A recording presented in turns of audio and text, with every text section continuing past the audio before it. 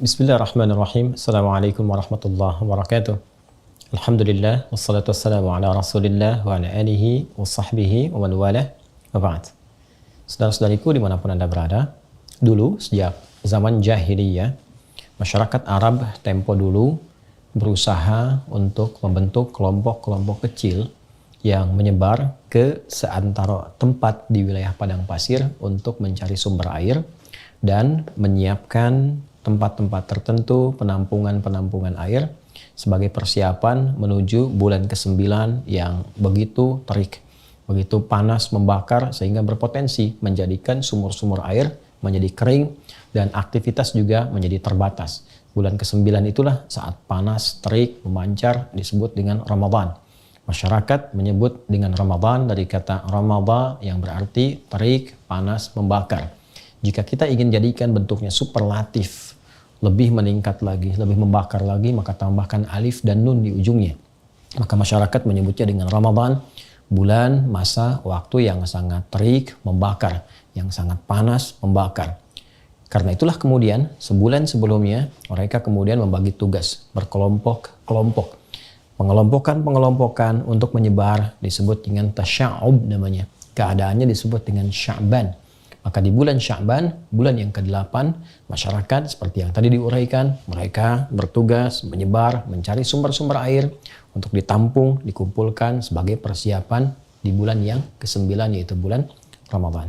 Di masa Islam, nama-nama bulan ini dipertahankan dalam perjalanan di tahun Hijriah. Dari mulai Al-Muharram sampai dengan bulan Dzulhijjah, bulan pertama sampai dengan bulan yang ke-12. Menariknya, pada bulan Sya'ban sampai dengan bulan ke Ramadan ada pergantian kembali, ada pelebaran dari makna. Yang dulu maknanya lebih kepada menunjukkan suasana, iklim, cuaca yang panas membakar, yang terik luar biasa. Maka secara metafor makna itu dibawa dalam nilai-nilai syariat, dalam nilai pendidikan spiritual. Orang-orang yang saat Ramadan mau meningkatkan amalnya, membangun ketaatan, meninggalkan maksiat, bertobat dia kepada Allah, maka Ramadan akan memberikan panas, terik, membakar dosa-dosanya, menggugurkan kesalahan-kesalahannya, mendekatkan diri kepada Allah Subhanahu wa Ta'ala dengan taqarrub yang sangat indah sehingga berpeluang diterima amal, diberikan kemuliaan, dan mungkin juga bisa berpotensi wafat dalam keadaan husnul khatimah dan kembali menjadi hamba yang saleh. Untuk itu perlu persiapan. Tidak semua orang yang sampai ke Ramadan boleh jadi mendapatkan peningkatan takwa, dapat manfaat dari taubatnya, bisa terdorong untuk meningkatkan ketaatan. Belum tentu kalau dia tidak sungguh-sungguh, kalau dia tidak serius. Karena itu ayat puasa ketika dihadirkan di ayat 183 di surah Al-Baqarah itu, penghujungnya Allah akhiri dengan kalimat la'allakum tattaqun, agar kalian mampu meningkatkan takwa. Tapi apakah semua yang puasa bisa meningkat takwa? Belum tentu. Karena la'allakum dikenal dengan huruf taranji, huruf yang menunjukkan terpenuhinya satu harapan dengan syarat kesungguhan, keseriusan untuk mewujudkannya. Di antara keseriusan itu, maka citranya secara metafor diambil dari bulan sebelumnya, bulan Sya'ban, bulan ke-8. Saat banyak orang di masa pra-Islam mengumpulkan air untuk persiapan bulan ke-9, maka air berikutnya yang kita siapkan menuju Ramadan adalah air-air spiritual. Air-air yang bukan hanya melapangkan dahaga kita, menghilangkan haus, tapi air juga yang bisa menumbuhkan nilai-nilai ketaatan, yang bisa menggemburkan kembali, menyuburkan kembali hati-hati yang kering. Karena itulah banyak ayat dalam Al-Quran yang menyebut tentang air. Kata alma yang mewakili air saja setidaknya disebutkan 63 kali dalam Al-Quran. Ada yang menunjukkan turunnya air dari langit berupa hujan. Wa anzalna minas sama'i ma'a. Kami turunkan dengan keagunganku, kata Allah Subhanahu wa Ta'ala, dari langit air, berarti hujan. Khuliqa mim ma'in dafiq. Ada yang kedua menunjuk kepada asal mula manusia yang tercipta juga dari air yang terpancar. Pun demikian sumber kehidupan pun juga pusatnya bermula dari air. Sumbernya sangat sekali terpusat kepada air. Wa ja'alna minal ma'i kulla syai'in hayyin, kami jadikan dari segala yang hidup itu sangat bergantung kepada air. Demikian kata Al-Quran. Karena itulah kemudian ada juga metafor-metafor yang mengkiaskan, menganalogikan turunnya air dari langit yang bermanfaat, menggemburkan, menyemburkan tanah-tanah yang kering, hadir tanaman, hadir bebuahan, bisa dikonsumsi. Pun demikian, wahyu seperti air yang turun dari langit. Disampaikan pada Rasulullah, diberikan risalahnya kepada kita untuk menyuburkan kembali hati-hati yang kering. Sehingga muncul kemudian bunga-bunga amal saleh, buah-buah kebaikan yang menggerakkan pohon-pohon ranting-ranting tubuh kita. Dari tangan berbuat baik, lisan berkata yang baik, sampai ke ujung kaki. Dan persiapan semua itu mesti diperbaiki, dicari sebelum ke Ramadan sejak bulan Sya'ban. Seperti orang dulu banyak mencari air, maka seharusnya yang terjadi orang sekarang banyak mencari air-air spiritual supaya menjadi kebiasaan saat sampai di bulan Ramadan yang berpotensi menggugurkan dosa, membakar semua kesalahan-kesalahan. Kalau tidak dimulai dari Sya'ban, tidak mudah untuk menjalani Ramadan. Karena itu, mari manfaatkan bulan Sya'ban ini dan telah masuk kita di awalnya untuk mengumpulkan banyak air spiritual, berlatih ibadah, meningkatkan ketaatan sehingga nanti mampu terbiasa saat masuk bulan Ramadan. Cara yang terbaik seperti pernah diajarkan Nabi, tersambung riwayatnya kepada Sayyidah Aisyah radhiyallahu taala anha, kepada Ummu Salamah radhiyallahu taala anha, dan sahabat-sahabat Nabi yang lain. Mereka mengatakan seperti dikutip oleh Imam Ahmad, Imam Abu Daud, Imam An-Nasai dalam kitab-kitab mereka, bahwa sejak Sya'ban Nabi seringkali terlihat, disaksikan banyak menunaikan ibadah siam. Jadi Rasulullah pun mengajarkan kepada kita untuk beradaptasi puasa lebih dulu. Tingkatkan amal soleh, cari air spiritual sejak bulan Sya'ban. Sehingga ketika terkumpul semua bekal-bekal spiritual itu, siap kita manfaatkan di bulan Ramadan. Siap digunakan untuk bulan Ramadan. Nabi SAW bahkan pernah disebutkan menunaikan puasa di Sya'ban seutuhnya, sepenuhnya, full. Ada juga yang menafsirkan kadang Nabi buka, kadang puasa. Ini menunjukkan kesan memperbanyak. Memperbanyak latihan, memperbanyak mendekat. Dan semoga dengan itu mengantarkan kesiapan pada bulan Ramadan untuk membangun kenaatan, mendekat kepada Allah, dan membakar semua dosa-dosa dan kesalahan yang pernah diperbuat. Alhamdulillah, kita telah sampai di bulan Sya'ban. Semoga Allah berkahi, semoga Allah bimbing untuk meningkatkan ketaatan, dan semoga siap menghadapi Ramadan. Adi Hidayat, Assalamualaikum warahmatullahi wabarakatuh.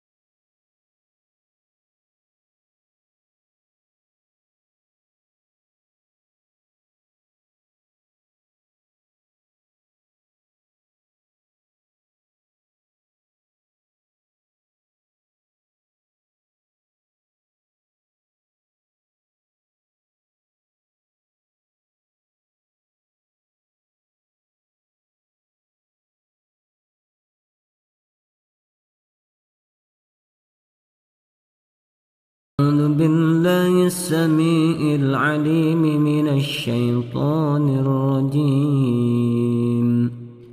بسم الله الرحمن الرحيم. الحمد لله رب العالمين الرحمن الرحيم مالك يوم الدين إياك نعبد وإياك نستعين